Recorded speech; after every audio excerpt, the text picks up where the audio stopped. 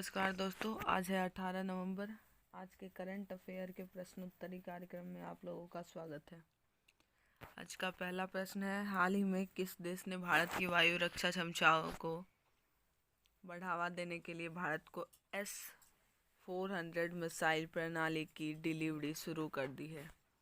इसका पहला ऑप्शन है रूस, दूसरा ऑप्शन है जापान, तीसरा ऑप्शन है चीन और चौथा ऑप्शन है पाकिस्तान।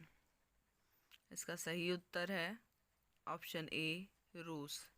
रूस ने भारत की वायु रक्षा क्षमताओं को बढ़ावा देने के लिए भारत को S-400 मिसाइल प्रणाली की डिलीवरी शुरू कर दी है।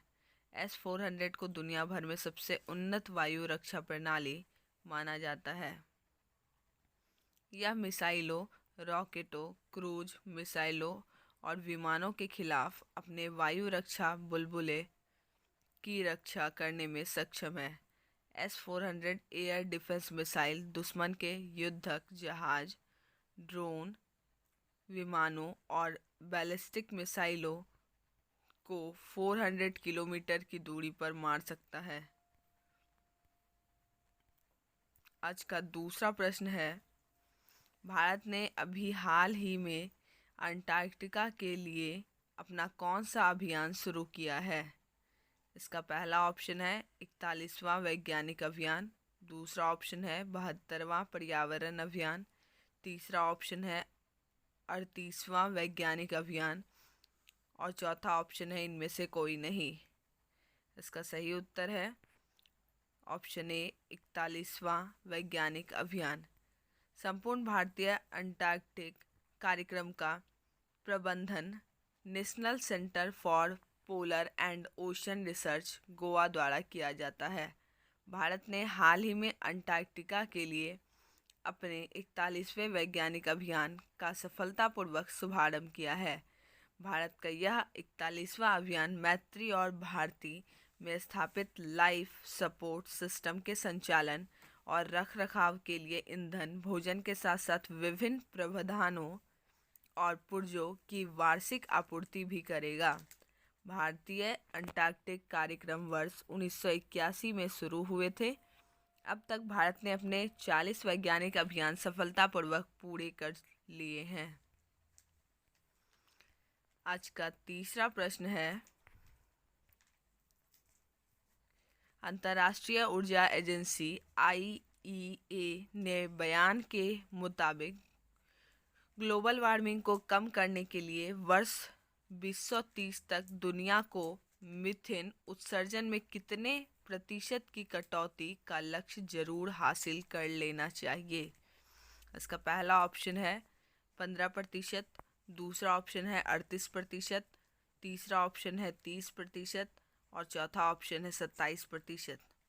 इसका सही उत्तर है ऑप्शन सी, 30%।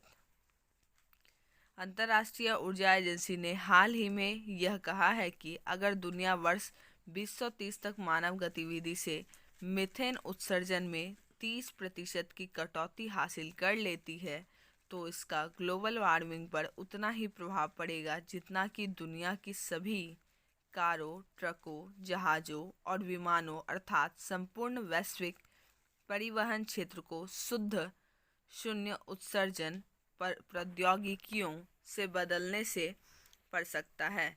दुनिया की जलवायु चुनौती को हल कर सकती है।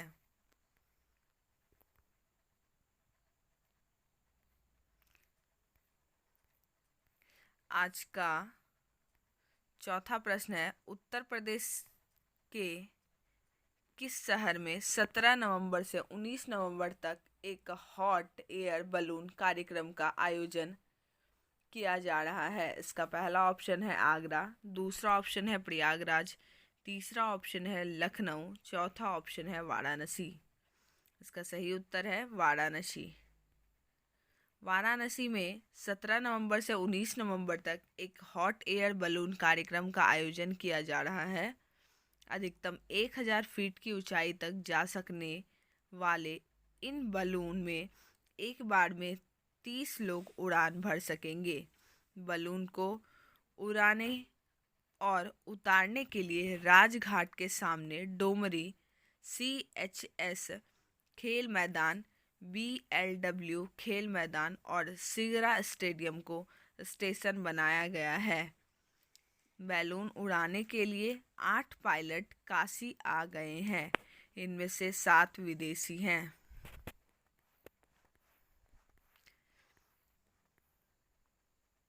आज का 5वां प्रश्न है, फीफा वर्ल्ड कप 2022 निम्न में से किस देश में आयोजित होने वाला है? इसका पहला ऑप्शन है चीन, दूसरा ऑप्शन है कतर, तीसरा ऑप्शन है नेपाल और चौथा ऑप्शन है इराक। इसका सही उत्तर है B, Qatar. FIFA World Cup 2022 अब से 1 साल से भी कम समय में कतर में आयोजित किया जाने वाला है। इस बड़े इवेंट के लिए क्वालीफाई करने की रेस में सभी टीम अपना पूरा जोर लगा रही है। नीदरलैंड ने 8 साल के अंतराल के बाद फीफा विश्व कप में जगह बनाई। विश्व भर के 200 से अधिक देशों ने हर 4 साल में आयोजित किए जाने वाले इस टूर्नामेंट में जगह बनाने के लिए अपनी शुरुआत कर दी है।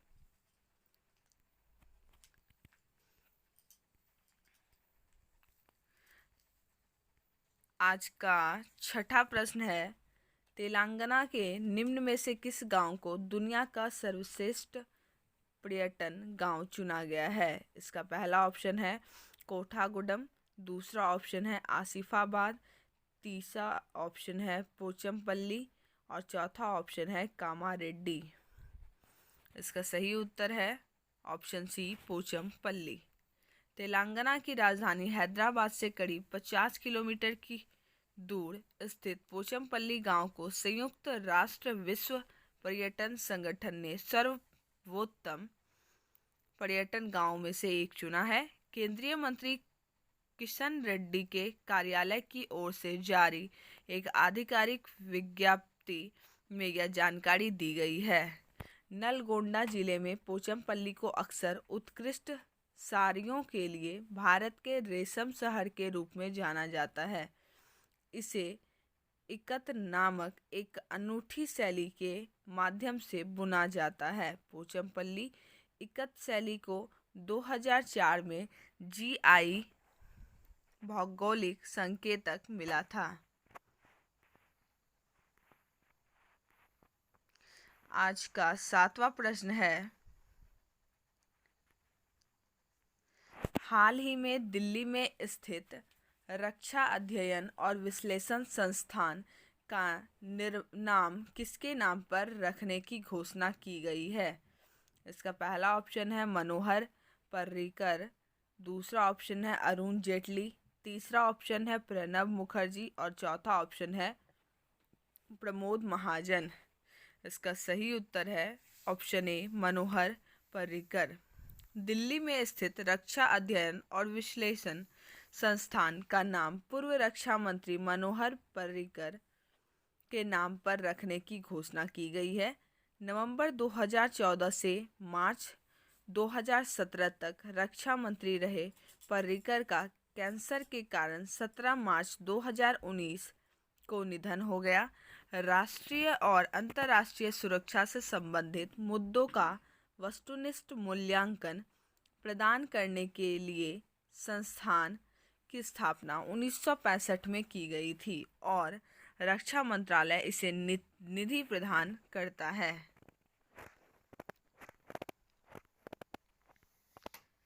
आज का 8वां प्रश्न है, अंतर्राष्ट्रीय छात्र दिवस निम्न में से किस दिन मनाया जाता है?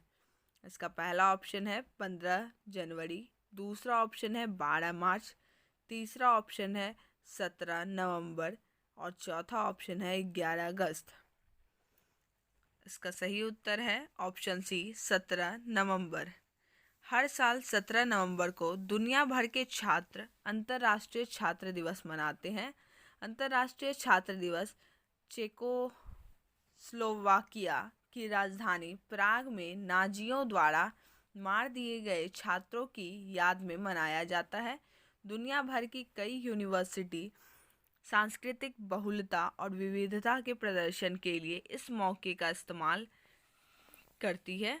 कुछ यूनिवर्सिटी छात्रों के लिए खास गतिविधियों का आयोजन करती है। धन्यवाद।